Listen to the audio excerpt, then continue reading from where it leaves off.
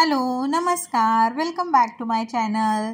तुम्ही चॅनलवर नवीन असाल तर चॅनलला सबस्क्राईब जरूर करा। आजच्या व्हिडिओमध्ये जरा पर्सनल व्लॉग आहे। आज आम्ही दोघी खूप जास्त एक्साइटेड आहोत, कारण की आज जवळपास 5 ते 6 महिन्यांपासून आम्ही बीचवर गेलेलो नव्हतो आणि आज फायनली जातोय। त्यामुळे ही जास्त एक्साइटमेंट आहे आणि आम्ही लगेचच रेडी झालो आणि निघालो बाईकवरून बीचवर जाण्यासाठी। आम्ही चाललोय भाटे बीचला।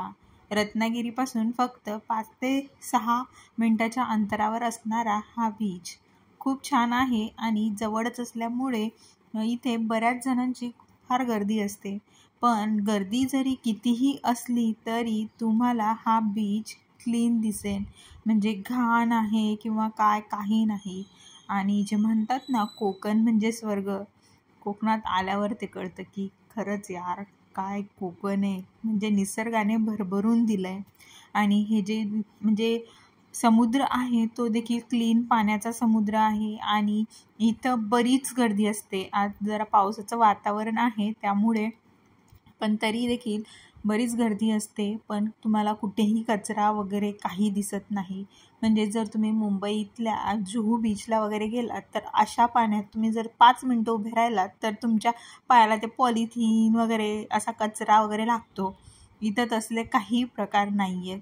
एकदम स्वच्छता खूप जास्त छान जपली जाते, म्हणूनच कोकणाचं सौंदर्य अजून देखील टिकून आहे।